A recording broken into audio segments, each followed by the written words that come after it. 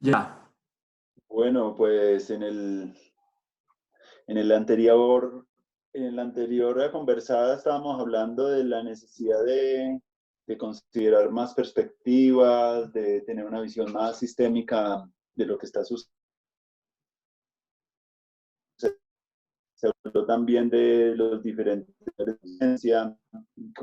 como cada realidad desde unas posiciones muy particulares y que se hacía como muy evidente en este momento tener en cuenta esas perspectivas también, porque pues, y hoy pues queremos referenciar el trabajo como con la sombra, que parece ser que eh, eh,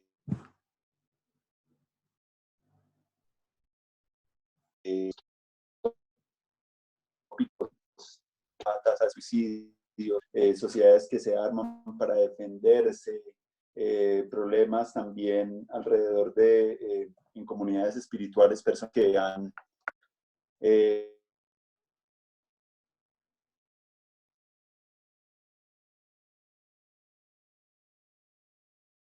de violación, de temas que tienen que ver con la sombra. Entonces me gustaría que habláramos un poquito de eso y también de hablar, compartirle a la gente algunas experiencias y prácticas que podamos desarrollar. Me gustaría también que tuviéramos en cuenta los niveles de conciencia para hablar cada uno de los enredos que hay en el proceso de desarrollo. Ayer hablábamos un poco de, en una de las publicaciones que tú hiciste sobre las perspectivas del virus, hablabas de que en la visión mágica y mítica, pues hay diferentes respuestas de las personas al fenómeno. Entonces, en esa escala desde el alimento, la sexualidad, el poder, como que poder abordar esos temas que hoy en día son problemáticos, y también tengo la impresión de que en esta pausa muchas de las prácticas espirituales tienen que ver con la quietud interna y con cierta serenidad y cierta pausa. En estos momentos donde todos estamos aislados, es probable que muchas de las cosas que habíamos rechazado, como la muerte, como el estar con la familia, en la casa, se hayan vuelto como a unir, como que esa invitación, pues yo la he sentido así, como a ser consciente más de esa sombra y poder también compartirle a la gente eh, cómo nosotros estamos viendo eso pues en este momento. Entonces, bienvenido James otra vez de nuevo a nuestros podcasts. La nueva televisión. Bueno, no, pues yo creo que lo primero sería como hablar de la sombra, ¿cierto? Porque el concepto como tal no es muy conocido, viene de la psicología y tiene que ver con el inconsciente reprimido. Mm, ¿Qué quiere decir eso?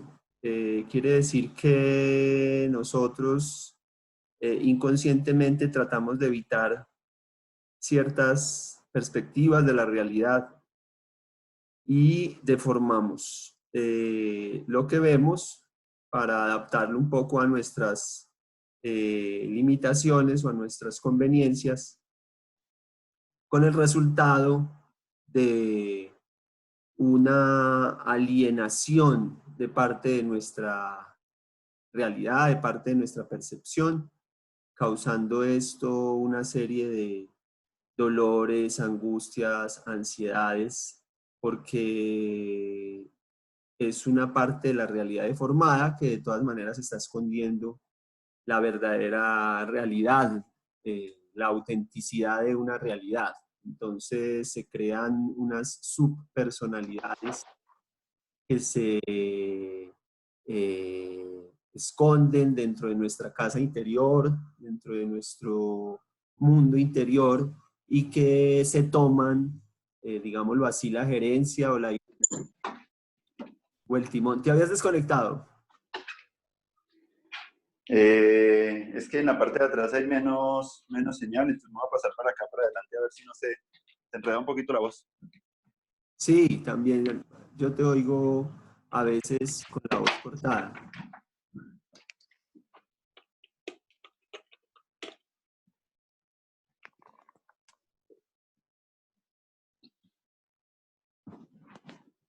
Retomamos.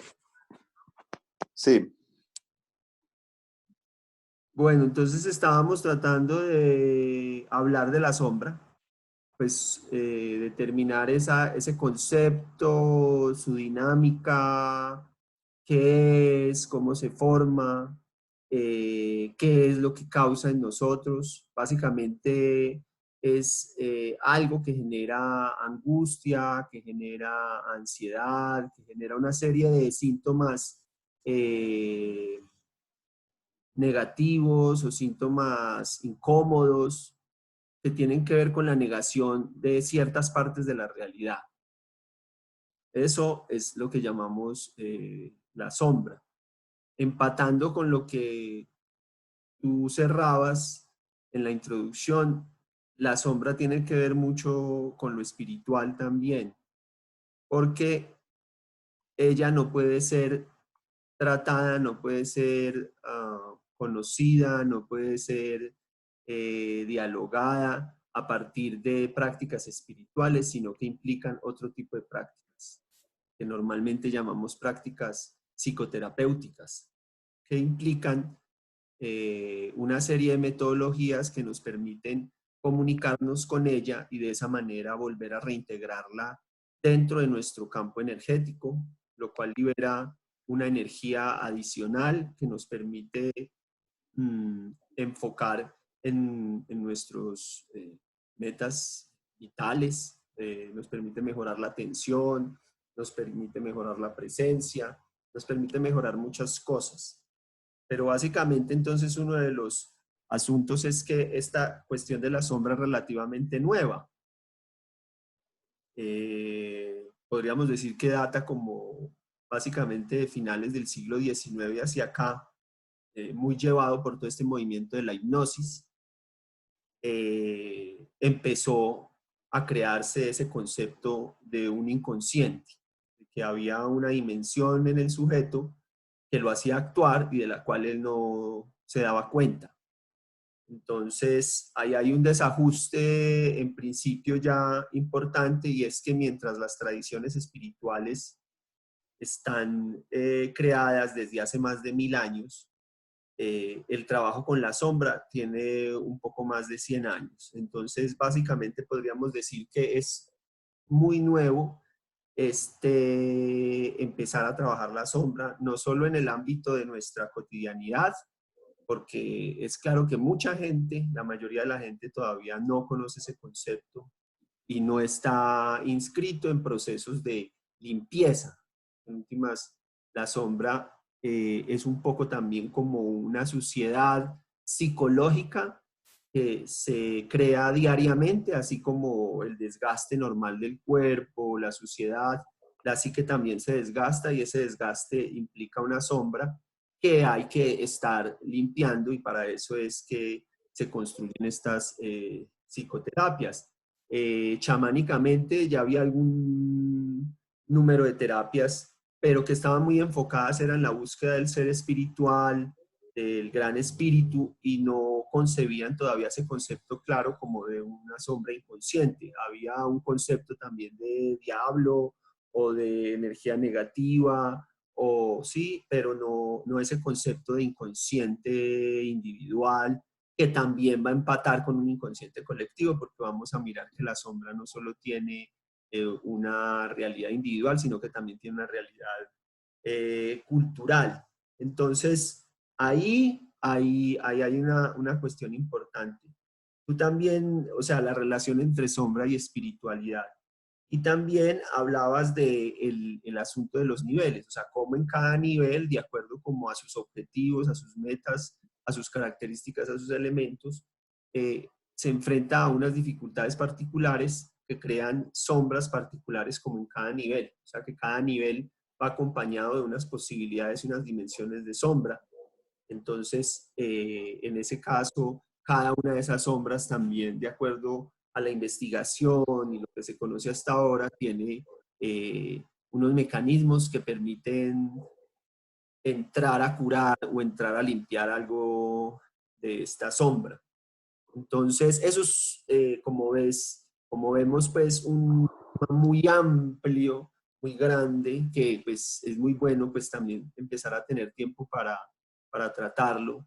Eh, pero a mí me parece también que podemos ir enfocándonos o tratar de enfocarnos como en como lo más importante. Por ejemplo, ayer yo iba a arrancar hablando cuando nos interrumpió esto de la caída del Internet, el asunto de cómo este grupo grueso de personas míticas, personas dogmáticas, personas fanáticas, personas que no son personas de hacerle caso a la información, sino que son personas que siguen más líderes de opinión o líderes eh, eclesiásticos o pastores o líderes políticos, más que creerle a determinada información o que contrastar la información o que buscar la información, están dispuestos más bien a creerle a cierta persona. Y eso es una tendencia que está entre un 60 y 70% de la población mundial.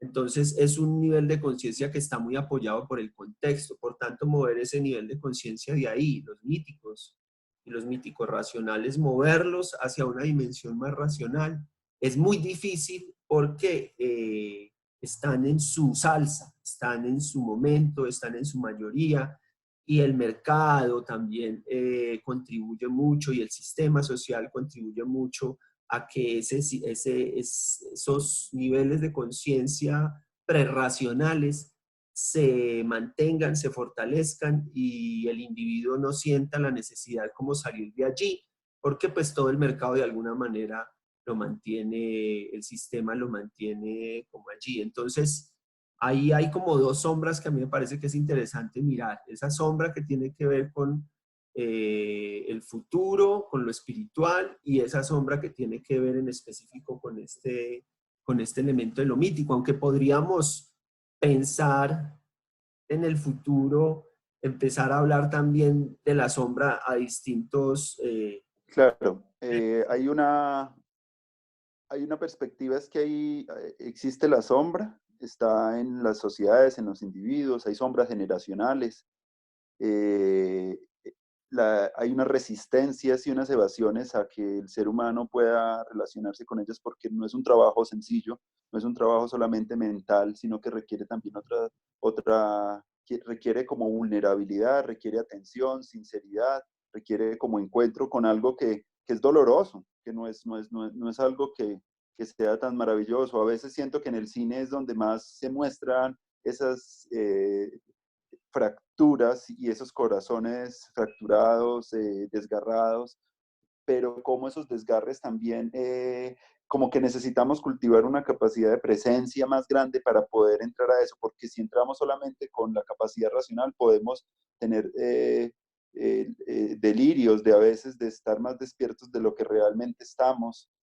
o en las adicciones se muestra mucho que el trabajo de la adicción como una evasión del dolor, como una manera de que ese dolor como que no nos coja. Entonces en cada momento eh, de la vida estamos ahí, desde que por ejemplo hay adicciones al alimento, hay sociedades que, y en este momento también donde la gente está cocinando más en casa, hacemos conciencia de eso, de que el alimento está ahí, que de pronto hay que racionalizarlo más, de que hay que sacar las frutas que ya están más maduras, como una serie de conciencia de otras perspectivas que cuando uno va a comer al restaurante no es consciente de las limitaciones también, de que hay gente que cultiva eso en el campo, como que detrás de cada sombra está también como esa inclusión de más perspectivas y ese trabajo es espiritual también. Ese trabajo no es solamente racional, sino como es como de atención a un mundo que estaba ahí, pero como que se te hace... A mí me parece que la metáfora de Jan Hepser cuando habla de que la era de lo integral es una era de la transparencia, está muy vinculado con ese tipo de revelaciones para el ser humano, sobre todo la fragilidad también como especie y como la muerte, que es algo que nosotros en la cultura estamos rechazando, que a veces creemos que eso no nos va a pasar a nosotros, que la enfermedad es una cosa que está lejana, pero como que yo siento como que este momento está haciendo a la gente más sensible de poder encontrarse con eso a todo nivel, como llegue, puede que llegue también a partir de dolores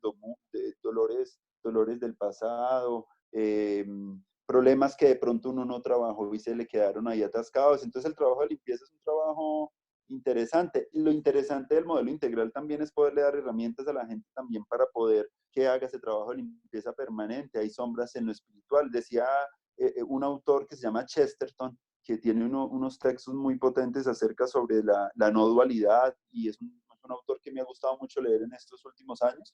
Él habla también que una de las enfermedades espirituales es no reconocer de que no tenemos sombra, de que no tenemos como que no hay problema de nada, porque una de las sombras también es el exceso de positivismo, la patologización de la ira. A veces pensamos que la ira es solamente negativa, pero la ira puede ser algo que le lleve a uno también a tomar el mundo como con mayor potencia, porque también hay una sombra del exceso de positividad, entonces se pierde potencia, o el exceso de suavidad, entonces como que es un trabajo como de integración de polaridades. Y la polaridad que hay de pronto en los míticos podría ser la de ganadores y, no, bueno, podrían ser la lucha por el poder y las adicciones al poder y las ganas del control. Lo veíamos también cómo Donald Trump asumía también el asunto como el virus como un enemigo invisible. Entonces, una manera también de buscar como una manera de estar siempre contraatacando, generando y fortaleciendo su poderío. Y la negación, que en el gobierno, por ejemplo, de Duque también se ha visto mucho en el Centro de Memoria, Darío Acevedo negando que existe el conflicto, otros negando que existe el holocausto, como que la negación es un ejemplo también de que la sombra está ahí, y podemos también darnos cuenta de que la sombra está en el momento de cuando sobreexageramos algo sobre algo. Una sobreexageración demasiado excesiva puede estar escondiendo también un material de sombra ahí como escondido, Sí. sea en el... Entonces, en el nivel mítico, el poder, no solamente el exceso de poder, sino también el desempoderamiento, podría ser también parte de la sombra, cuando ya uno se va mucho hacia el otro lado, pero pierde agarras, tripas, el chakra raíz de pronto se le puede... Entonces, como en la patologización de la ira, el trabajo de la sombra es volver a intimar con esa ira sana, positiva, que no es una ira. Es muy importante diferenciar la ira de la agresión, porque una cosa es la ira y otra cosa, la agresión es cuando uno ya la ira lo tomó por sorpresa y resulta uno actuando ya violentamente, pero una ira sana pues, es casi también como la manera de poner límites de ciertos momentos que se necesita firmeza y que puede operar. Entonces, otra de las cosas que también he visto es como la vergüenza. En un momento donde nos aislamos socialmente, ya no necesitamos demostrarle como casi a mucha gente. Puede que el exceso de narcisismo que se le había criticado a las redes sociales y a la posmodernidad en un tiempo de confinamiento ya se vuelva como ridículo muchas expresiones que antes solamente alimentaban solamente los deseos egoicos, y demos un salto a manifestar otro tipo de cosas en el ser humano que estaban ahí, pero como que estaban en la sombra. Entonces, como que me pregunto los mecanismos de vergüenza, que es uno de los mecanismos también que hacen que la gente también eh, esté como moviéndose solamente por cómo me ve el otro, ¿cierto? Pero no como haciéndose cargo de sus propios sueños, de su propia realidad. Entonces, como que hay unos mecanismos que siempre, tanto en la parte emocional como en la parte espiritual, están como permanentemente ahí. Entonces, el trabajo de las polaridades me parece, para empezar, un trabajo interesante, poder como traer como los polos favoritos y los que no son tan buenos y ponerlos en la misma mesa a conversar, a ver cómo, y en esa conversación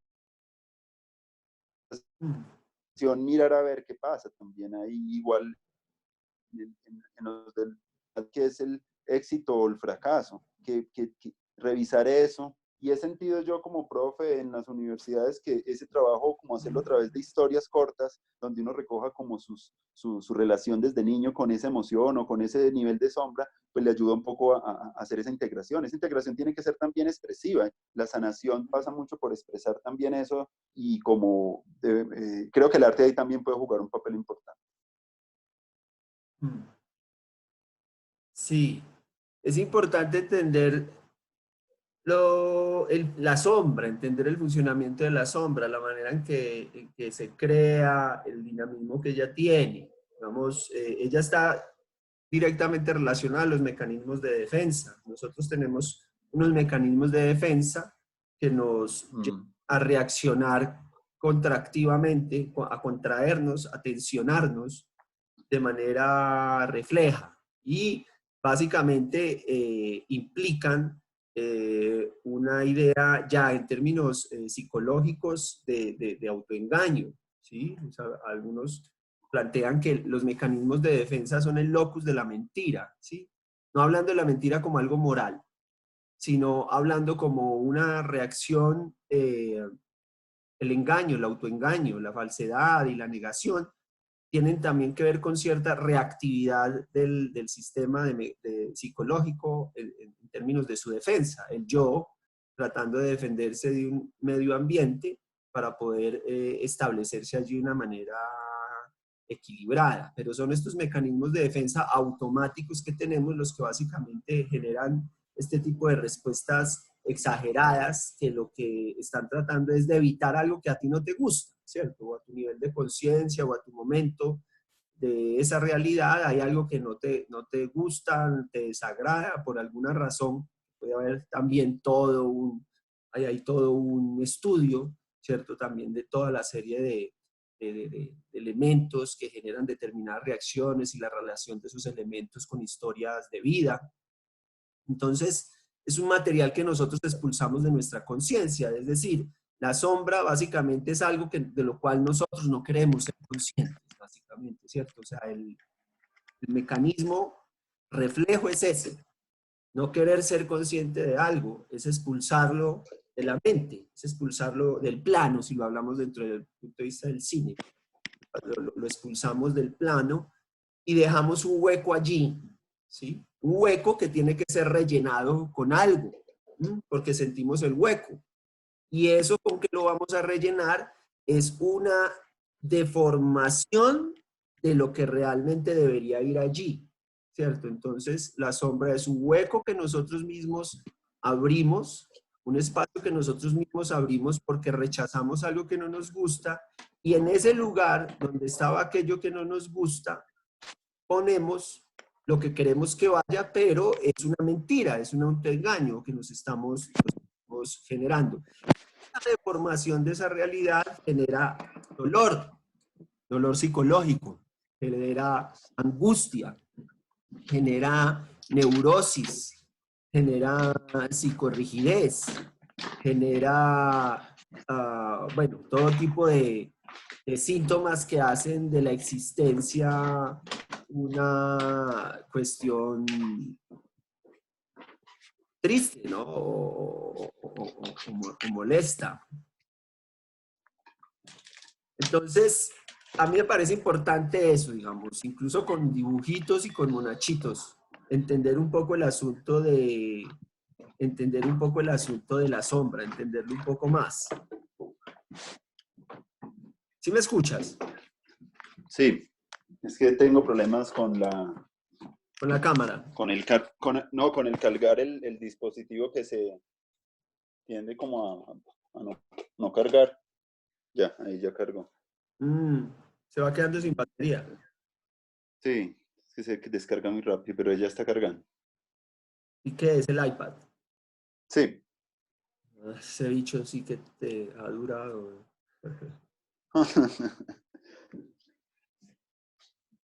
Entonces, seguimos, ¿ok?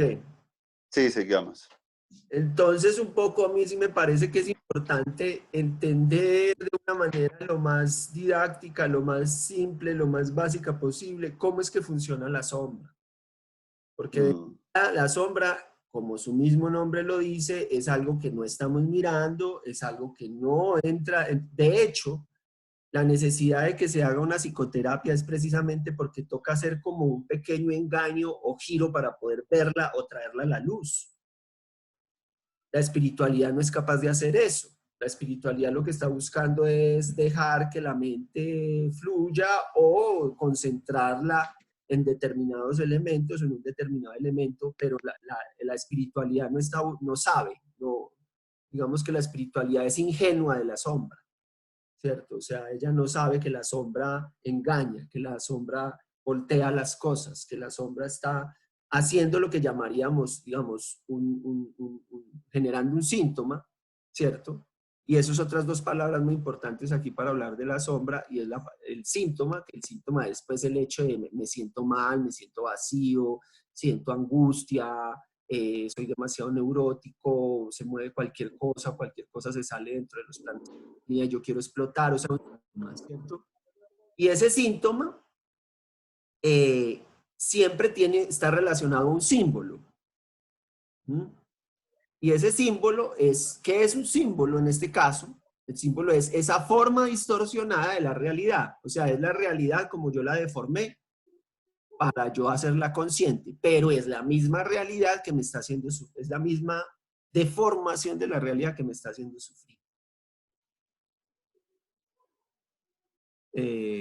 Eso genera lo que llamamos unos significados ocultos, porque entonces el símbolo no es una imagen clara y transparente de la realidad, sino que es una forma que tiene unos significados ocultos, que los oculta, y en ese sentido se vuelve como un indicio o un rastro, llamémoslo, de la sombra o de la mentira o lo que se está ocultando. Cuando digo mentira no lo estoy hablando de manera moral, estoy hablando en términos de cómo yo mismo me engaño al poner en mi conciencia una forma deformada de la realidad, que es la que al mismo tiempo me genera el dolor.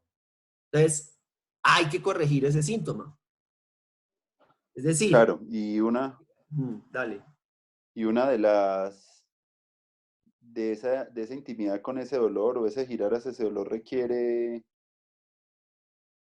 pues una empatía con eso, como acercarlo, reconocerlo, decir cuando uno se equivoca, como que ahí me equivoqué, como que requiere ciertos grados de humildad, de desapego, de apertura, como de no saber, como de acercarse a la sombra como desde el no saber, porque normalmente las respuestas automáticas de una sellan las posibilidades de respuestas creativas frente a ese problema, sino como que ya es el condicionamiento también anterior y las pautas infantiles, como hablando por uno, pero no está hablando realmente el presente, que es lo que realmente queremos que hable más e inspire a la economía, inspire a la política, inspire a la movilidad, inspire a todos los sistemas. No podría haber esa capacidad de inspiración si no hacemos esa posibilidad de diálogo que se ve reflejado a veces en muchos espacios donde cuesta mucho escuchar y abrirse a las críticas, abrirse al diálogo. Creo que el diálogo como factor cultural de evolución y retomo un poquito lo que vi ayer de Bruno Latour, que me llamó mucho la atención porque este sociólogo lo que más que hacer una reflexión sobre el asunto como filosófico o sociológico del problema, invitó a través de unas preguntas a generar una conversación global sobre lo que nos compete a todos como ciudadanos, a tocar esos temas y a deliberar y para poder tomar mejores decisiones. Entonces, y no lo explicitaba mucho en lo que él estaba diciendo, pero uno sentía ahí que ahí estaba el trabajo como de la polaridad, porque qué cosas del trabajo queremos que después de que pase lo del coronavirus pueden eliminarse y no queremos que más existan y cuáles otros trabajos necesitamos inventar, esas personas que ya no van a trabajar más, entonces, ¿qué harían? Como que invitar a la gente como y para eso no hay respuestas como que es muy compleja las preguntas, que las respuestas también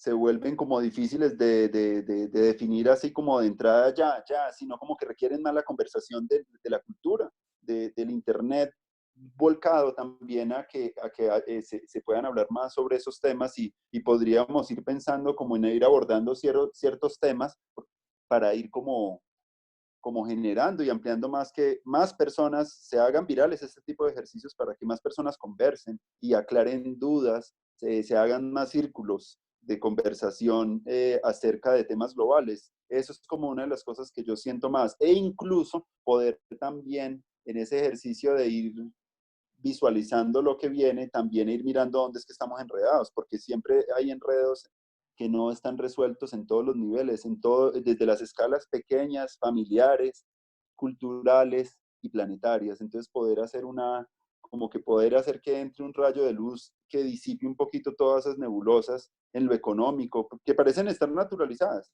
Y siento que el aislamiento es como mi perspectiva y mi invitación también es que el aislamiento puede volver también que la sombra puede hacerse más explícita y que podamos desenredar ciertas cosas para que se respire ya un nuevo aire, se respire otras relaciones, se respiren otras maneras de comunicar, porque veo que mucho del trabajo de la sombra también está mucho en qué estamos comunicando nosotros, cómo lo estamos comunicando y hacer conciencia de esas cosas tan básicas como el hablar, el comer, la sexualidad. Creo que también podríamos hablar en adelante de uno de los espacios que también se han quedado en estos momentos sin trabajo, que es como la prostitución, y si ha habido un alza también como de la pornografía y la cosa virtual.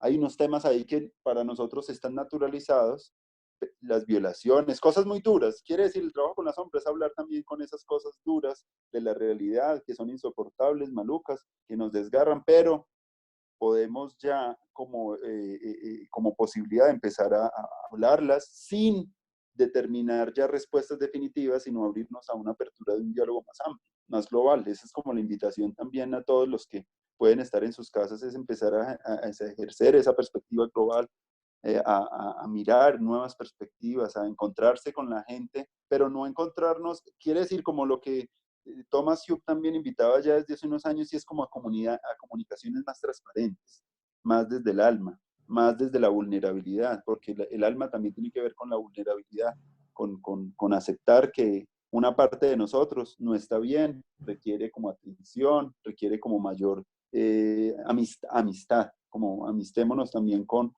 eso y en todo, a todo nivel para mirar también que podemos también generar comunidades más sanadoras, porque el trabajo con la sombra tiene que ver también con la sanación, tiene que ver con esa oportunidad como de integración de aquel material que estaba ahí sedimentado. Otra de las cosas que yo he visto que me han funcionado alrededor de la sombra y que la he visto también como algunas psicoterapeutas han invitado es como a ir poniendo antes de generar una reflexión intelectual sobre un problema, mirar cómo se siente en el cuerpo eso, mirar, hacer como un escaneo corporal de las sensaciones cuando yo toco un tema que no me gusta, cómo yo empiezo a escanear qué partes del cuerpo, si la respiración se me entrecorta, si me vuelvo disperso, mirar como todo ese escaneo antes de adelantarse como a un juicio intelectual sobre la problemática. Quiere decir, mirar las bases emocionales que hay a través de todos los problemas, sean mundiales o no mundiales, pero sí como en esas escalas ir como escalando hasta integrar perspectivas cada vez más profundas de la situación. Pero si vamos adelante al juicio y a la actitud, digámoslo, conceptual, perdemos un poco de ese autoconocimiento que da el mismo eso. Cuando yo escucho patriarcado, cuando yo escucho machismo, cuando yo escucho todo eso, ¿qué pasa dentro de mí? Entonces, esas habilidades como de reconocimiento fenomenológico, podríamos decir, o sensorial, cómo lo huelo, cómo lo siento, invita también a que esa persona intime también con esa parte de su presencia que de pronto a veces se queda como corta. Y porque también hay un correlato muy fuerte de los problemas encadenados en el cuerpo. Se habla que un trauma también es como si se amarrara algo dentro del cuerpo y quedara ahí apretado, como una contracción, decías tú, como una congelamiento de algo del pasado que responde siempre en el presente de lo que nosotros queremos. Siempre es una respuesta antigua, no es una respuesta actual. Entonces, como las capacidades también para el trabajo de la sombra están en un borde donde lo emocional y lo espiritual siempre están ahí como dialogando, porque requieren presencia, quietud, requieren una comunicación diferente, requieren sobre todo la presencia, como hacerse presente en la situación y no dejar que sea el pasado que responda por nosotros. Muchas de las cosas y de las respuestas que estábamos dando eran respuestas ya sea conceptuales o enjuiciadoras, que paralizaban un poquito que la sinapsis y el cableado internacional se hiciera más móvil. Y yo siento que hay mucho cableado ahorita de todo. Entonces, poder hacer un cultivo de la presencia que siento que es como nuestro estado natural, es el estado donde podemos, y ahí la meditación, la respiración y ciertas prácticas de familiarizarse como con el cuerpo, con la respiración, pues también crean un espacio para que estas sombras colectivas no nos desborden y no nos lleven rápidamente todos a un patos global y una salud mental muy deteriorada, que es lo que yo siento que también en este momento se está quebrando muy fuertemente. Hay algo muy importante y es esa relación entre el síntoma y el símbolo, mejor dicho, el acto de la interpretación a la teoría. Tú lo hablabas ayer, la importancia de la teoría también. Es decir, ¿qué realmente quiere decir un síntoma? ¿Qué realmente quiere decir un símbolo? Implica una interpretación que se hace a la luz de una teoría. Esas teorías son muy importantes. Yo creo que la posibilidad de comprender mejor lo que está pasando y comprender mejor qué se puede hacer con la sombra es precisamente comprender cómo es ese mundo simbólico y ese mundo sintomático. Tú ahorita estabas diciendo ser más conscientes de lo que determinadas formas, determinados conceptos, determinados símbolos generan en mí. Dolor, angustia, ansiedad, contracción, Nombrarlos. nombrarlas, verlas, sea dibujadas. O sea, uno puede generar sombra, o sea, uno puede generar rechazo de muchas cosas de la realidad, hasta verdaderamente exóticas, ¿cierto? Y puede haber gente que tiene una sombra de un color, o tiene una sombra de un sonido, o tiene una sombra de un cantante, o tiene una sombra, etcétera, etcétera, etcétera, ¿cierto? Entonces, ahí están esas sensaciones físicas que tú dices, pero esas sensaciones físicas al mismo tiempo corresponden a un símbolo deformado.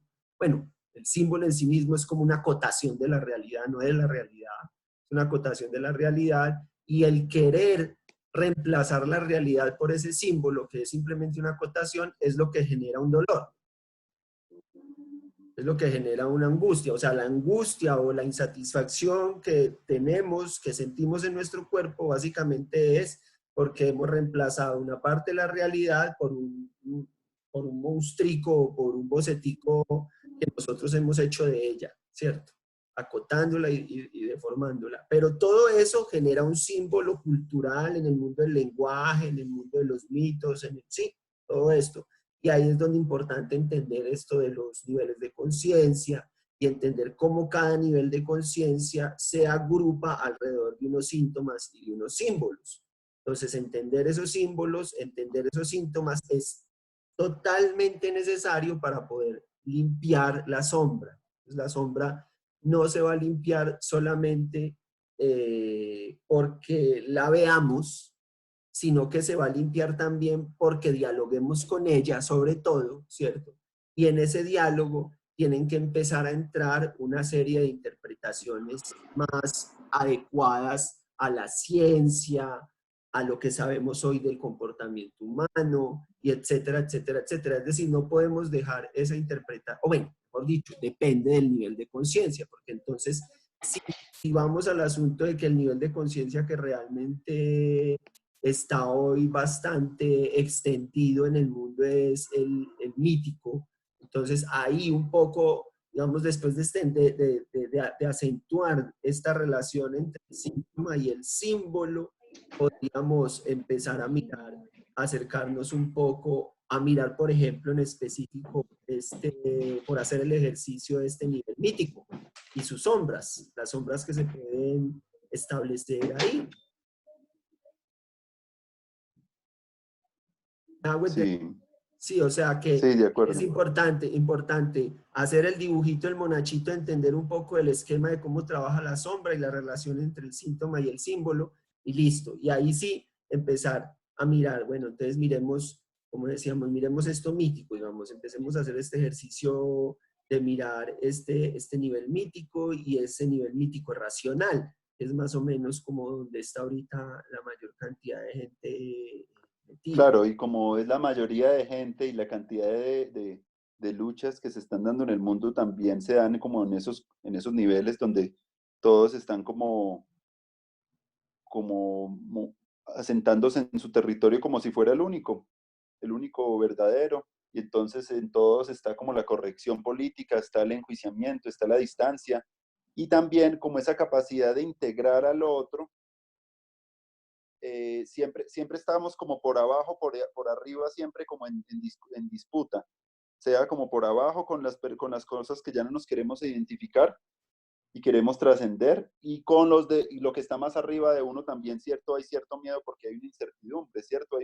Hay una tensión siempre ahí muy interesante entre la sombra que se despega a uno y como que y a lo que viene también, porque como en ese ejercicio como de ir como en el crecimiento, como que, bueno, me distancio de esto, pero también puedo integrar más perspectivas y más personas en mi mundo de la vida, puedo como integrarlos más es como también un gesto de amor, es un gesto como de solidaridad. Ahorita se hablan de conceptos globales muy fuertes que quizá empiecen a generar como una integración de los espacios locales con los nacionales y los globales, cómo poder como trabajar un poco más orquestadamente en asuntos que realmente requieren respuestas globales, no requieren una respuesta de un grupito por allá o por allá, sino que hay ciertas cosas que desde ya, si volveríamos a entrar, debería ya institucionalizarse o espacios de esas conversaciones globales, de pensadores globales, de gente que yo sé que no todas las personas van a estar interesadas en el gesto, pero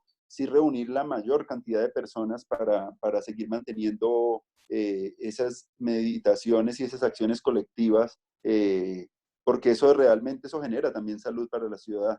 Se genera eso, puede que no sea tan físico, pero siento yo que tiene una posibilidad muy fuerte de transformación, cómo generar, y se lo escuchaba también una feminista hace unos años, Ryan Adler decía que mucho del cambio también partía, también mucho de qué narrativas estábamos hablando, porque podemos hablar del cambio climático y si la narrativa empobrece o debilita o realmente quiere radicalizarse en su sombra, pues ahí no estamos dando ninguna transformación profunda. Requiere es como, bueno, como ir creciendo también imaginativamente en la narrativa, en la co-creación también del mundo eh, y en la institucionalización de esas cosas, porque pues parte de una narrativa, pero eso tiene que llegar al punto de institucionalizarse en los sistemas de salud, de educación, como que muchos de los experimentos que se venían haciendo de innovación social que vayan posicionándose en esos espacios que estaban que se van a quedar vacíos porque ya no van a responder a lo que se necesita. Entonces, como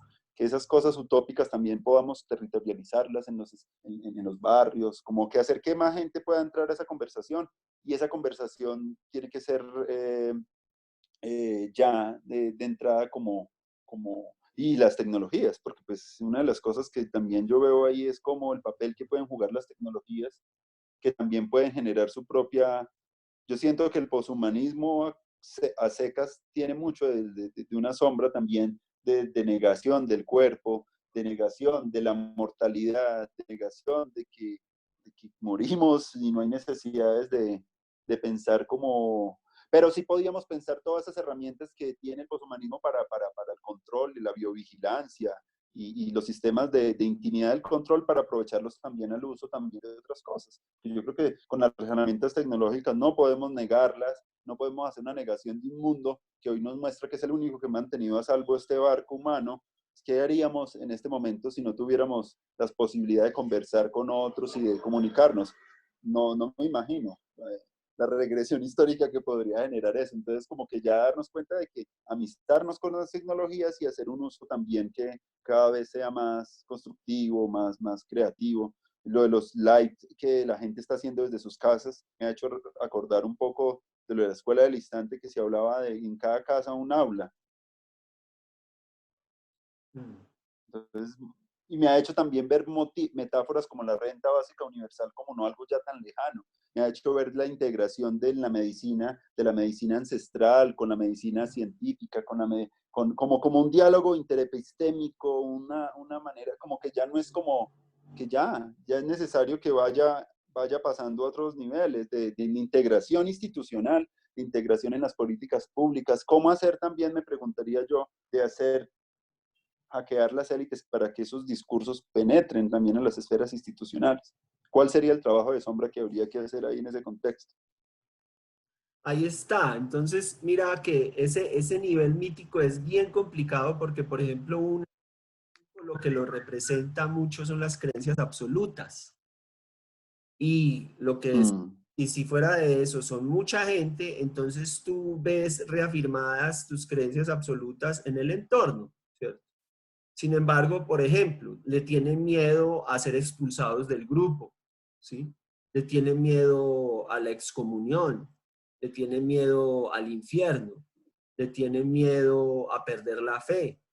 Son personas que están constantemente en conflictos mentales, más mentales que corporales. Eso es como una parte del avance y por eso también el nivel hay que entenderlo un poco comprendiendo también cuál es el nivel que hay antes y cuál es el nivel que hay después. Es decir, de a dónde viene, Mm, porque de ahí de dónde viene, ¿cierto? Puede generar dos palabras que son muy claves dentro de esto del comprender la sombra y es lo de las alergias y las adicciones, ¿cierto?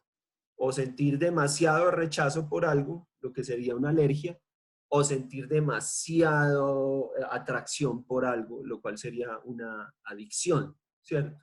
Y que muy probablemente están indicando, señalando una sombra, ¿cierto? Están señalando una deformación de la realidad que en últimas me va a causar un dolor psicológico, una frustración o cierta incomodidad, cierto obstáculo mental. Entonces, también hay que entender que entonces si vemos este grupo mítico y el mítico racional, tienen por detrás a este grupo mágico, que es un grupo de poder. Mira que ahí el poder está en mí, el poder no está en otro, el poder no está en Dios. Yo soy Dios. No lo estamos viendo desde el punto de vista budista. No, yo soy Dios, yo, usted no, yo, ¿cierto? Usted no, los demás no son Dios, sino que yo soy Dios. Es una típica visión mágica, ¿cierto? Es de donde vienen un poco los míticos. Los míticos cambian un poco su perspectiva, ya no dicen yo soy Dios, sino que yo tengo una relación cercana con Dios, Dios es mi amigo, ¿cierto? Pero pues el Dios, como sabemos, mítico es un Dios que no piensa todavía en un todos nosotros, sino solo en un nosotros que deja otros grupos por fuera.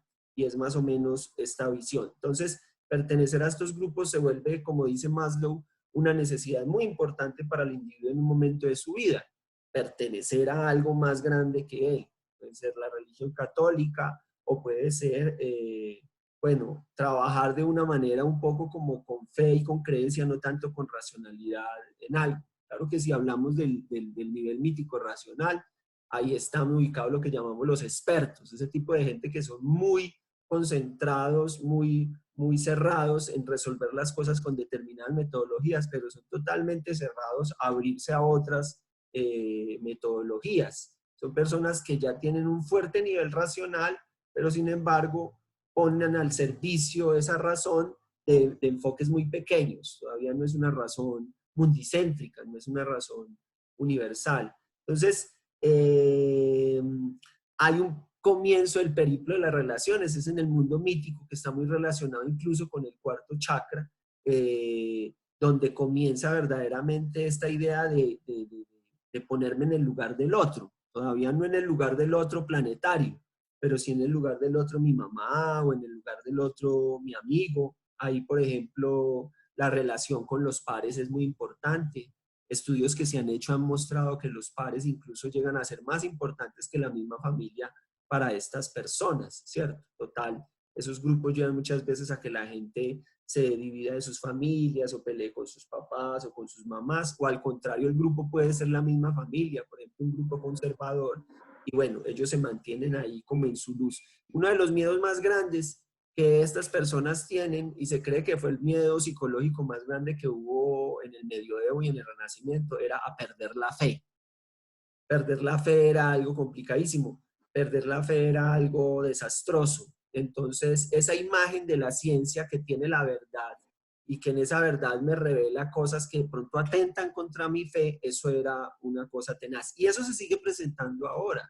Parte de lo que hace que todas estas personas míticas no avancen es porque tienen miedo, miedo de perder su fe, miedo de perder, miedo de ser castigados en el infierno.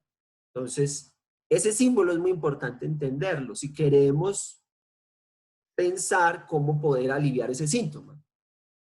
Cómo dialogar también con esas personas que su fe es su centro, su comunidad es su centro, eh, eh, sus dogmas son su centro, cómo dialogar, es como, Eso. cómo aprender a hablar con las personas sabiendo también que no todos pensamos igual. Lo hablábamos en el anterior podcast de una de la necesidad de las visiones, que eso es un aspecto fundamental si queremos como hacer unas integraciones más profundas. Y en el nivel mítico también hay algo que es bien curioso y es la relación con los valores, con la familia, como con ciertas cosas del cuadrante como inferior derecho, de acuerdo como al enfoque integral, hay como más esos discursos de los pecadores, de los que van al cielo y los que van al infierno. Hay como siempre como una tentación de un juicio como universal que nos va a hacer Dios y que nos va a poner a prueba siempre. Y la figura de los líderes.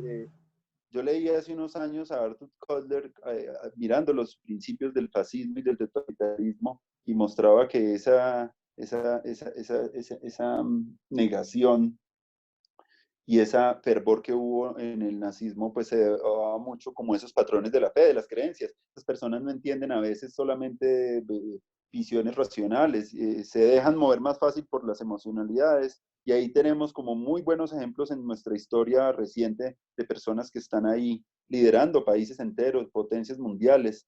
Perfectamente en manos de estas personas míticas, el mundo queda al arbitrio de una tercera guerra mundial. Sí. Pero tiene un colchón muy fuerte en la población también y en nuestra cultura. Lo vemos que también hay una emergencia también de todo los partidos cristianos que a veces como que aprovechan un poco como la vulnerabilidad también de las personas. Son personas que también buscan es como aprovechar ciertos momentos, que es lo que tenemos que tener también mucho cuidado, que esos discursos no sean como los únicos, que también están muy enfocados a las teorías también relacionales de la Tierra plana, un revival también de muchas cosas fantásticas y mágicas de nuestra conciencia mágica, que vienen otra vez ahí al presente a responder sobre preguntas que si nosotros tenemos un problema como el cambio climático, pues uno no iría pues donde como algunos presidentes mostraron, como vaya a rezar allá donde la Virgen y para resolver el problema. No son nadie iría ya a resolver un cáncer solamente donde un chamán, sino que requeriría un trabajo más integrador, es una parte. Y yo veo también mucho la sombra en la nueva era en algunas cosas que se han popularizado también en los discursos de personas que creen que solo pensando positivo se va uno a curar o una sobre exageración de cierto frente que ya modifica milagrosamente la realidad tanto lo conspiranoico como las personas como que están ahí y se ha polarizado mucho. Y es también ciertas resistencias que la gente ve sobre el mundo espiritual y ciertas burlas y ciertos fetiches que hay, es también por esa sobreexageración de unas perspectivas que no pudieron también integrar la ciencia, integrar como sanamente cada nivel, que yo creo que integrar bien todo, el poder, el sexo, el alimento, el poder de autorrealización y seguir integrando cada vez más profundo mayores cosas en uno. Sí. Mira que hay otra parte importante de los míticos también que están en el nivel de lo que llaman pensamiento regla-rol. O sea, pueden seguir reglas porque son capaces de ponerse en el lugar de los otros, ¿sí? Uh-huh. Bien, esas reglas las siguen a partir de ciertos guiones que ellos empiezan a decirse. Entran esos guiones, por ejemplo, yo no sirvo para nada, o yo soy el mejor del mundo, Uh-huh. o nadie es como yo, o todo lo que hago me sale mal. Entonces, hay una gran cantidad de guiones, muchos guiones hay en la mente de estas personas míticas y los estudios han mostrado que básicamente la mayoría de las conclusiones están basadas en datos falsos. ¿Cierto? O sea, son cosas que yo me estoy diciendo a mí como si fueran verdades últimas, dogmáticas, definitivas, pero ni siquiera lo he contrastado con un estudio que me permita saber si lo que me estoy diciendo es cierto o no, sino que me repito y repito unos guiones independientemente de que estén basados en unos datos demostrables. Esto hace que sea una cultura que tiene una gran cantidad de sentimientos encapsulados, o sea, son una bomba sensible, digamos, son una bomba de muchos sentimientos encapsulados detrás de esos guiones falsos. Eso me parece a mí como un símbolo importante, siguiendo en esta lógica de relacionar símbolo-síntoma, ¿cierto? Y para curar el síntoma es importante entender el símbolo, ¿cierto? Entender lo mejor que se pueda el símbolo, un poco como a lo jungiano, ¿no? Entonces, eso es importante, digamos, que hay una gran cantidad de guiones falsos, no científicos, no basados en autoridades científicas de ningún tipo, sino un poco de afirmaciones que se hacen.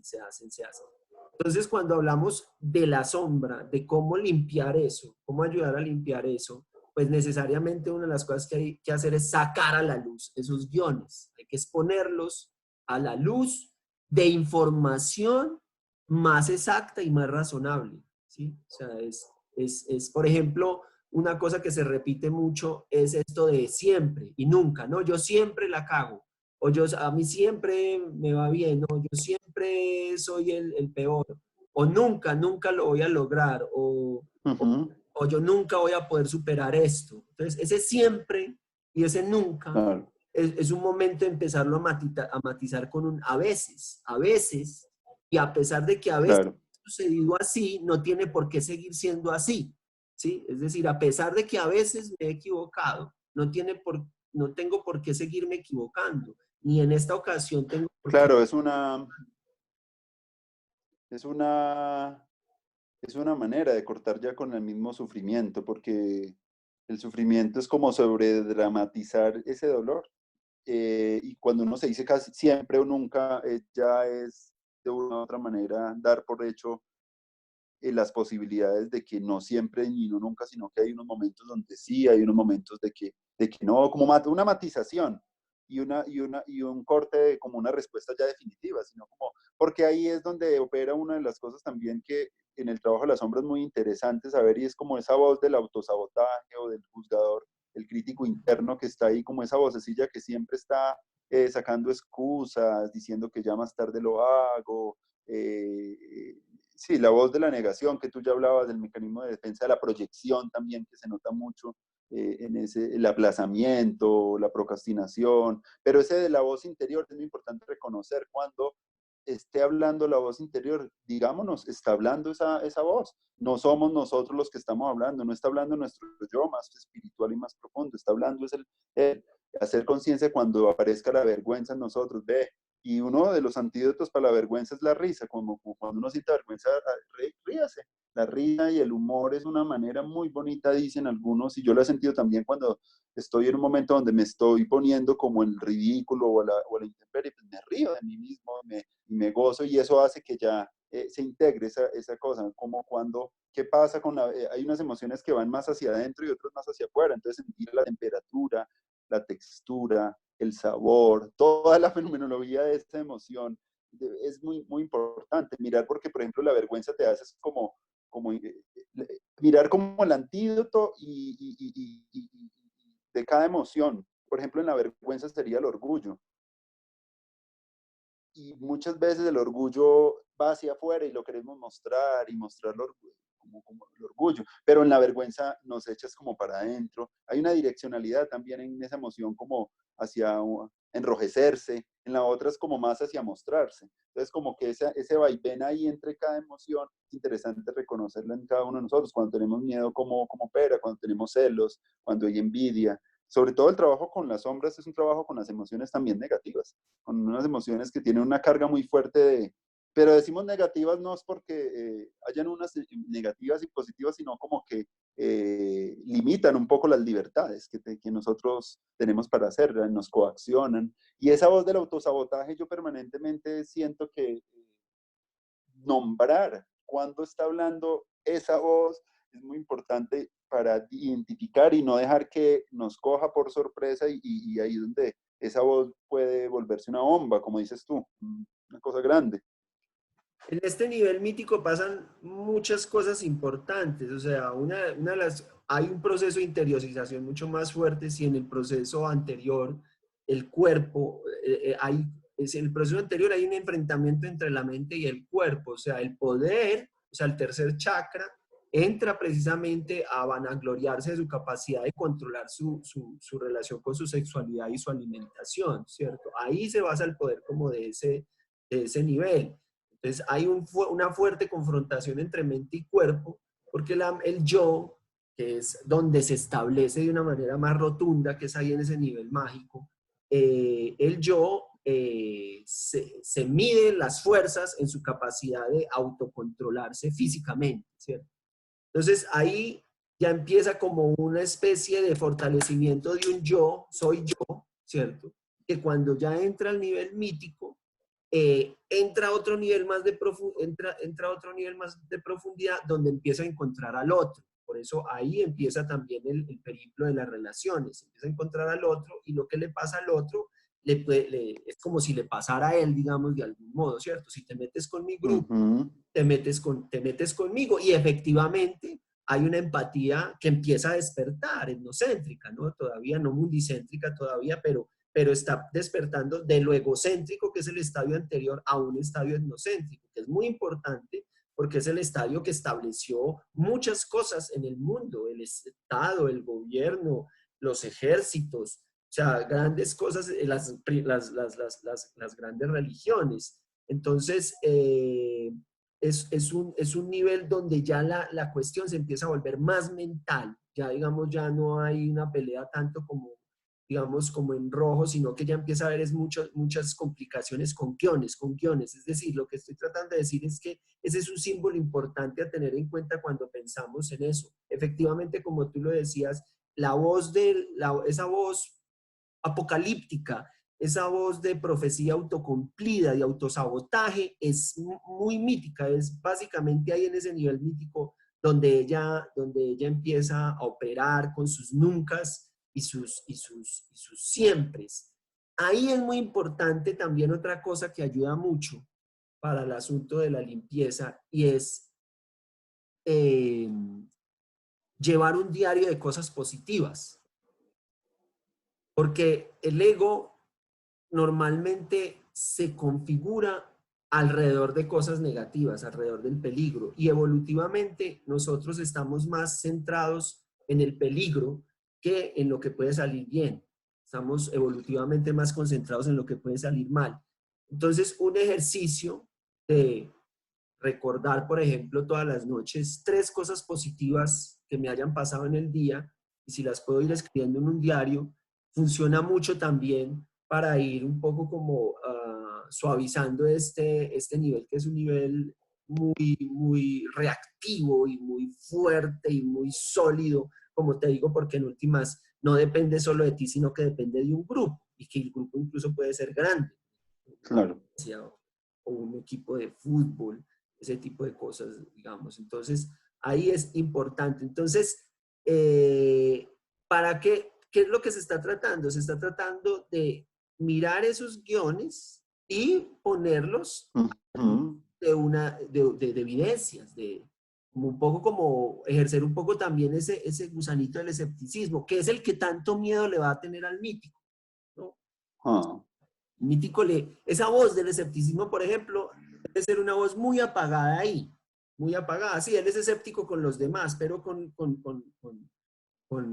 lo suyo no es escéptico, ¿cierto? Todavía no ha cobrado ese distanciamiento racional de ser escéptico con todo para preguntarse cómo funciona a partir de probar y experimentar, sino que él cree lo que le dicen y como se lo dijo una autoridad espiritual o moral, digamos una autoridad moral también creo yo, sobre todo, no una autoridad intelectual, sino una autoridad que esa persona considera moral dentro de su grupo, venida de ahí, ahí no hay nada que dudar. A usted no le importa que le muestren un libro, no le importa que le muestren una noticia, no le importa que le muestren resultados de nadie, porque usted tiene una autoridad moral a la que usted le cree. Entonces, todos esos elementos, a mí me parece que ese mapa de relaciones y elementos que tiene el mítico, hay que irlo teniendo como claro y reflexionándolo para poder saber cómo introducirnos ahí, porque efectivamente es el nivel que está causando las guerras, es el nivel que más entorpecimiento está generando hoy en día para Desigualdades. es una cosa tremenda lo que está sucediendo con ellos y no podemos enfrentarnos simplemente y decir córtenle la cabeza como lo quisiera el rojo, ¿cierto? Sino que el mágico, sino que tenemos que infiltrarnos porque nosotros no podemos ponernos, rebajarnos al nivel tampoco de ellos, digamos, rebajarnos al nivel, no, traducir sí, traducir unos Ujú. conceptos más integrales, unos conceptos de apertura, traducirlos hacia un nivel mítico, sí, pero nosotros no nos podemos rebajar al mismo nivel de los míticos para hablar con ellos, no tendría ningún sentido, sería como si nosotros terminaríamos formando parte de ellos e incluso si se nos volvieran como un grupo a criticar, podríamos volvernos demasiado obsesivos con ellos, Claro, estamos generando una alergia con ellos, ¿cierto?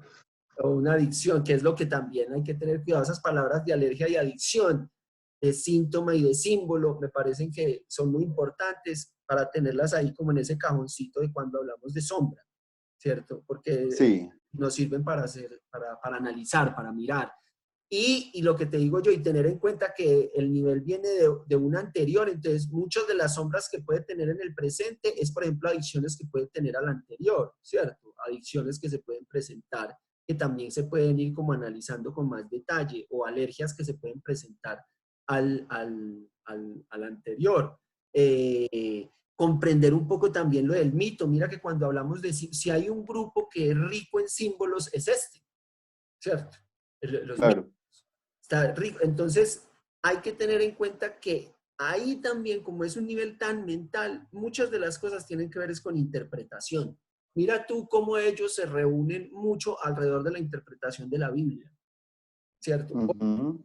El concepto de interpretación es muy importante, aunque creo que ellos todavía no tienen tan claro el hecho de cómo influye su discurso, o sea, cómo influye lo que ellos se dicen a sí mismos sobre lo que perciben, ¿cierto? Pero Ujú. de lo que nosotros sabemos, es decir, lo que tú llamas narrativa, esa narrativa que yo me estoy haciendo a mí mismo, esa narrativa con la que yo hablo, toda esta cuestión de guiones es lo que realmente hay que transformar y hay que transformar no solo de manera creativa, sino que hay que Sí. transformar a información más verídica. ¿Sí me entendés? Mm. Transformar, o sea, creativamente transformar una mentira en otra mentira, ¿no? Es creativamente usar la creatividad para que una mentira se ponga a la luz de una información más veraz Mm. y el guión se ajuste, ¿cierto? Porque igual tú te vas a seguir repitiendo cosas a ti mismo. El problema no es que te repitas cosas a ti mismo, el problema es que te repitas mentiras. Claro, es la Entonces, mentira, el nexo, como hablábamos del nexo con la sombra. con la La angustia otra, y con el sufrimiento. sí, claro. Por eso la necesidad de mayor autenticidad también es algo que Sí, es una exigencia importantísima. La sinceridad es algo, y nuestros patrones siempre, por eso es tan importante hacer esas historias, esas microhistorias como para intimar con la emoción, desde una escritura muy sencilla, muy tranquila, recogiendo, mirando de nuevo, integrando, como buscando como conectar el pasado con el presente. Es una manera también el trabajo con la sombra tiene que ver con las integraciones que podamos sí, nosotros hacer. Y también esas capacidades de hablar como cuando se habla que esas personas. Aquí hay una gran tendencia. Me gustaría que escaláramos un poquito a las otras sombras de los otros niveles. No sé cuánto tiempo quede, pero mirar un poco las sombras que hay ya. Yo creo que sobre lo mítico ya está bien planteado. Cómo poder dialogar con esos grupos de personas hablábamos, la fe es la que los mueve, las creencias, los dogmas y el gran fanatismo hacia los líderes, hacia alguien que te diga cómo comportarte, qué hacer, las reglas, los roles, formas de conducta, cómo hacer bien el trabajo. Cuando se llega a lo racional, ya hay otro tipo de sombras, que es como estamos viviendo sombras residuales también, que hay cosas que están ahí también del el excesivo extractivismo, de pensarnos todos como islas aparte, la división de los campos de conocimiento, la separación, digámoslo, la separación y el, el antitradicionalismo que fue la modernidad también y romper también con ciertas cosas que en las versiones míticas también deberían estar apoyándonos actualmente. El valor de la familia en estos momentos para mí deseosamente se debería haber fortalecido, un nicho que siempre está como fragmentado, poder como integrar ese olón social que es parte de nuestra naturaleza y donde hay tantos conflictos para también, y se dan mucho en la posibilidad también cuando hablamos de la racionalidad, también hacer como dónde está ahí, porque ahí está el juego, es más como de la competencia, de unos que quieren ganar y otros que pierden,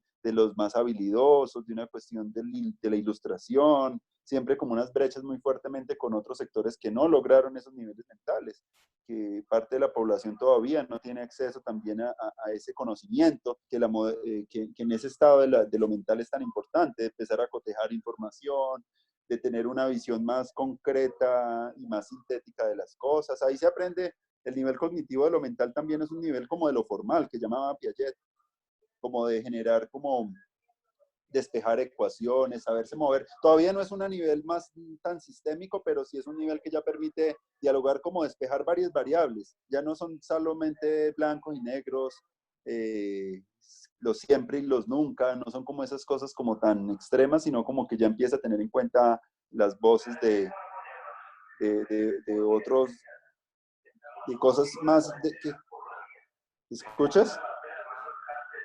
Los La paisajes policía. sonoros también, no, pero han pasado la policía a veces, pero esta vez es como información ciudadana, marque a la línea, información para emergencias.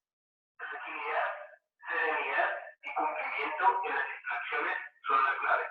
Recuerda, todo saldrá bien y yo me quedo en casa. El, Voz de la alcaldía, el futuro. el futuro. Hola, les habla Claudia López, alcaldesa de Bogotá. Bueno, como para que acotemos un poco, pero no sé el tiempo que hay. Todos tenemos que quedarnos en casa para Sí, cuidarnos.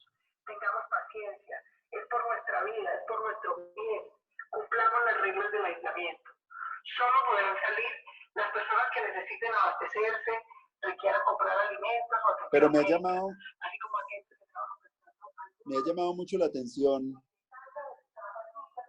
también que estas personas que están en lo mítico no están ahorita como tan presentes en las redes, haciendo sus propios, como que se baja un poco como cuando esta situación de vulnerabilidad nos pone a todos en un mismo barco ya a hacer una lucha por estos o los otros, o fulanito acá, como que no, como que se ve un poquito, yo creo que se expone un poco los mecanismos de una vergüenza pública, hacer unos comentarios, y a veces siento a veces, y lo digo pues porque ando en el mundo también académico, a veces esas disputas que el pensamiento crítico solamente como que responde a desenmascarar, a criticar, pero a veces como esa visión de responsabilidad de que también podemos pensar otras cosas, de que podemos también crear nuevas cosas, a veces no está tan empapada en esas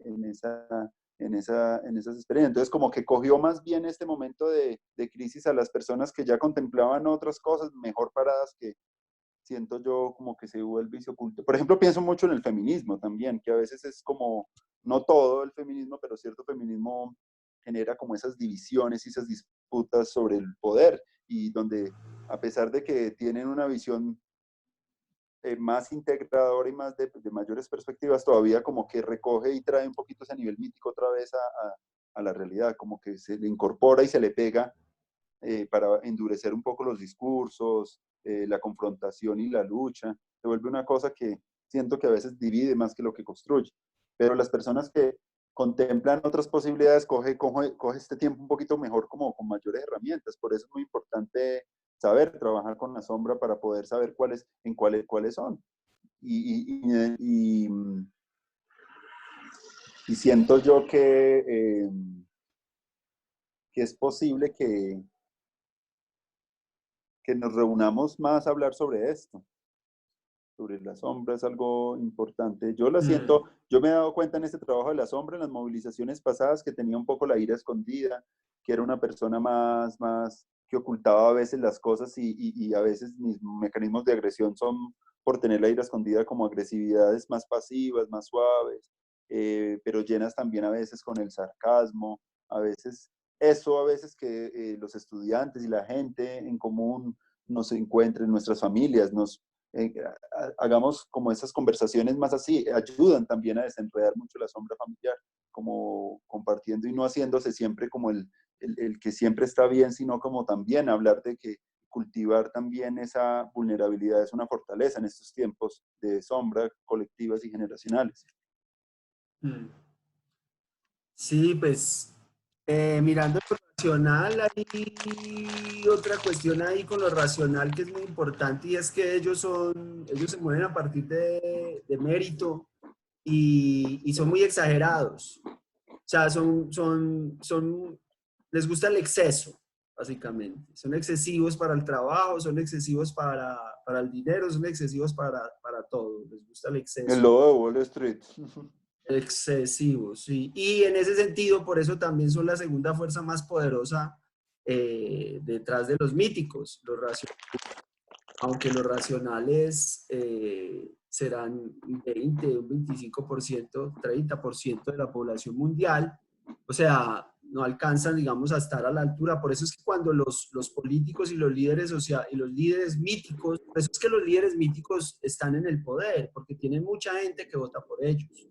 ¿Cierto? O sea, el 60-70% de población en el mundo está en ese nivel de conciencia. Entonces, un líder mítico es muy fácil que quede de líder, de presidente, que gane unas votaciones si logra captar pues a la masa mítica a la cual pertenece, porque es algo. Los racionales les toca mover mucha cuestión ya, digamos, en términos de dinero, de estrategia, de emprendimiento, pero son gente muy poderosa porque trabajan constantemente están trabajando. Ese exceso es el que nos tiene en este momento un poco en lo que estamos, ¿no? Cuando hablamos pues de la cuestión del cambio climático, porque ahorita... ¿Y no creerías tú que la sombra de ese nivel también es como el miedo a perder el trabajo y a trabajar excesivamente? Porque como se le da tanta prioridad a eso, entonces como que hay un miedo, se trabaja tanto porque de pronto el trabajo representa también como el centro. Yo lo siento un poco también en las sociedades anteriores donde estaban esas sociedades salariales que trabajan a tiempo completo, donde la gente generó una identificación muy fuerte con lo laboral y como su sentido y de realización de la vida. O cosa que ha venido cambiando poco a poco, pero como que esa sombra de estar sin trabajos puede causar también trabajar excesivamente. Pero a mí me parece que es más mítica. O sea, el miedo a perder el trabajo es más mítico, o sea, a no pertenecer a un trabajo, porque yo veo la visión moderna más emprendedora. O sea, no la veo tanto en relación al trabajador, sino al emprendedor. O sea, es una persona que incluso le molesta quejarse. Digamos, no se queja, si se queja es porque, y es agresivo, pues en el sentido de su avance, o maneja una ira que puede ser positiva o puede ser negativa. Yo lo que pienso en este momento es que si el mayor reto que ellos tenían era el calentamiento global, ahorita tienen el asunto de la pandemia.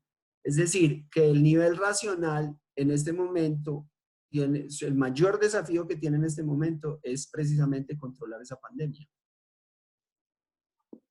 Y en ese sentido es que hay tantos esfuerzos para que los míticos hagan caso, ¿cierto? Esos míticos obviamente hacen caso porque los líderes se están replegando a lo que los racionales, en este momento, digamos, los modernos, están diciendo, ¿cierto?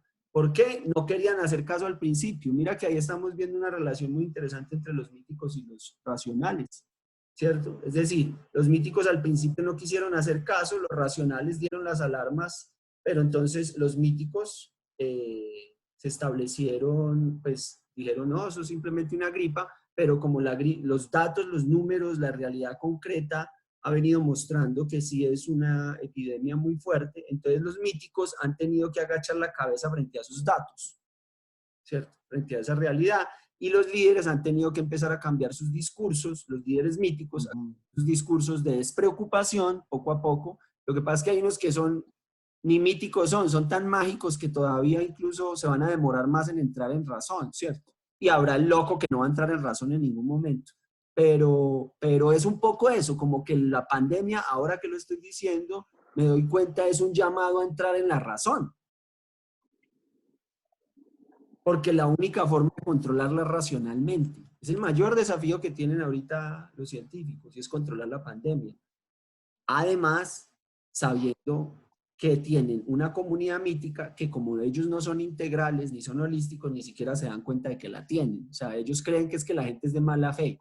Es decir, ahí también hasta los científicos pueden caer, digamos, o los racionales pueden caer en lo mítico, tener una regresión hacia lo mítico, porque empiezan a dar explicaciones, por ejemplo, de que los míticos no son racionales porque son gente de mala fe.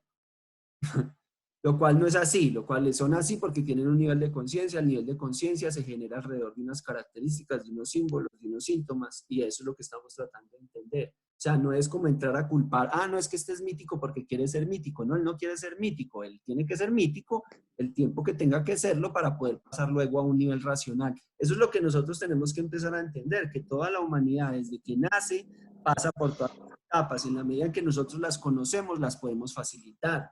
Y en la medida en que... Claro, por eso yo siento que el trabajo con la sombra viene más como a ciertas edades de ese trabajo, pues por lo menos yo siento que, pues no sé, pero hoy diría que desde 15 años en adelante, pero yo creo que con niños de primera infancia, ese tipo de cosas, hay que saber también que eso requiere también desarrollos del nivel psicológico, ciertas alturas de haber pasado por ciertas experiencias para poder como hacer lo que estamos haciendo, y no lo estamos haciendo con buscar clasificar, sino como por una cuestión como de empatía. Esto no es solamente como para clasificar, sino como son herramientas para empatizar y poder también ayudar también al cambio y a la transformación personal. No se puede hacer una transformación como antes pensaban en el hombre nuevo, entonces como que, y lo que se le critican también a ciertas ideologías de crear un mundo, pero que todavía no tenía el arraigo cultural para esas libertades ya ganadas para hacerlo. Se requieren también a nivel personal mucho trabajo para que autoorganizadamente la sociedad empiece a florecer de otras maneras. Entonces, como ir haciendo ese trabajo que estamos pensando en estos videos, es como poder identificando poco a poco, pero el nivel racional sí es el nivel lo que tú dices, el que se dio cuenta de la alarma, porque tenía datos, porque tenía evidencias, porque puede demostrar eso, y hacer más caso a ese nivel es muy importante porque es el nivel de la información, del discernimiento, de poder como ver perspectivas diferentes. Eh, pero también tiene el grave problema también de que esos campos a veces no dialoga el arte con la psicología, con la ciencia, con la sociología, todavía están cada uno hablando individualmente. Hasta ahí cada uno pone su voz, pero no sabemos qué relación tiene y yo creo que el papayazo que tenemos es grandísimo porque es la que evidenció que hay más sistemas, que hay más cosas que las que nosotros pensábamos, que estamos pensando muy así, y quedó en ridículo mucha de la educación tradicional también en lo que se estaba haciendo, y en las universidades también pueden entrar en un colapso si no se actualizan. Rápidamente pueden ser hackeadas por transnacionales y por Google, inventándose la nueva educación, porque no tenemos todavía, tenemos que ahí poner mucha imaginación en que muchas de las cosas como es en la universidad donde también se aprende a hacer ciencia, a hacer investigación, como que se requieren esfuerzos más grandes a que no quedemos todos en islas separados, sino que empecemos también a dialogar ahí un poquito más, que a veces en el nivel mental no se logran ver esas conexiones con los sistemas. Y hay que dejar a otro nivel, hay que dejar hay que tratar de estar alerta como a la alergia que los posmodernos le tienen al capitalismo y a la empresa y a la razón y al lucro y al dinero, porque en este momento hay una contracción de todo eso. Pero entonces, como hay una contracción de todo eso, es muy probable que nos vayamos al otro extremo. O sea, que el barco se vaya todo como al otro extremo, o sea, que se vaya al extremo, por ejemplo, de decir, no, no queremos volver, no queremos que exista más el capitalismo, o sea, como que nos metamos también por una alergia, como a ese tipo de cosas, Una negación. que puede plantear el hecho, digamos, a veces del discurso de cómo hacer para no volver a lo mismo. Espera un momento, pero ¿qué es lo mismo? ¿Qué de lo mismo es bueno? ¿Qué de lo mismo no vale volver a hacer? Es un análisis más sistémico, ¿cierto? O sea, entonces no quedarnos también ahí como en la sombra que puede plantear, una sombra que puede plantear, espera un momento, una sombra que puede plantear los estudios culturales. sobre todo desde el ámbito posmoderno y pluralista, puede entrar también todo ese discurso que tiene que ver con esa negación de lo moderno, del mérito, ¿cierto? De pensar que todo acto de excelencia es opresivo o que todo juicio es negativo, ¿cierto? Lo que yo lo llamaría como la tiranía de la igualdad, es decir, esa es otra de las posibilidades que hay en este momento, ¿cierto? Y es que nos vayamos al otro extremo y entonces nos vayamos demasiado igualitaristas, ¿cierto? O sea, como una tendencia a ser demasiado igualitaristas, como tenerle miedo como a las diferencias, a los niveles, a las jerarquías, eh, y pues irnos como al otro punto. Sí, el otro extremo. Tenemos un Eso es un problema y es que extremo. no tenemos ejemplos buenos de capitalismo, entonces eso justifica el odio que se le tiene al capitalismo, ¿no? O sea, en términos de lo que él implica, digamos, como trabajo del capital, etcétera, todo lo que eso implica. Entonces no hay unos ejemplos, sí, el capitalismo básicamente está basado en la avaricia, ha estado basado en la avaricia, en ese tipo de sentimientos. Es un capitalismo Mm. muy naranja, muy moderno, con muchos elementos míticos también.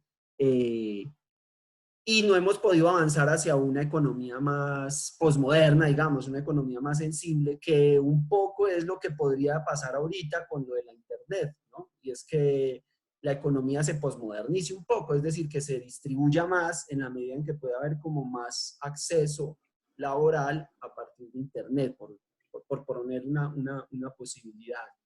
Que mucha gente también a veces ve como catastrófica. O como la entrada que Alain Touraine planteó ahorita hace unos días, que una valorización más del trabajo de los cuidados y de los cuidadores, que salgamos de Ujú. acá como muy fortalecidos en la importancia de, primero, de la valorización del trabajo de cuidados, el pago y la incursión de la Ujú. economía de cuidados dentro de la esfera del Producto Interno Bruto y todo eso, que tenga como una posición económica relevante, el trabajo con los Ujú. primeros, con la primera infancia, con los adultos mayores, y valorización como que los trabajadores de la salud y de las terapias y de la psiquiatría y de todos los que están alrededor de la salud mental, como que valoremos que eso es muy importante, empezar a generar una Ujú. mayor amplitud sanitaria a todo nivel, que podamos ya entrar a, que podamos democratizar para todos una medicina más holística, donde puedan entrar, hay empalmes donde ya se están haciendo entre lo ancestral y lo occidental dentro de ciertas EPS, hacer esos diálogos también de encuentro entre la medicina oriental con la occidental, empezar como ahí es donde yo creo que esas economías de las agriculturas solidarias, del comercio justo, empezar ya después de esto, de donde la economía nos van a mostrar que se van a escasear los alimentos, poder nosotros ser más conscientes de cómo poder generar un sistema más justo, un comercio más justo, unos consumos más justos. Esa economía yo siento que puede empezar a enclavarse a nivel de lo social poquito a poco. Poquito a poco es como ir dando espacio a que esas cuestiones que fueron fruto de la posmodernidad, que fueron frutos del igualitarismo, del pluralismo, de la ampliación un poco también, de que no solo había la verdad de la ciencia, que podían ya poner a territorializarse más en las ciudades, en la educación, por ejemplo, le hace falta más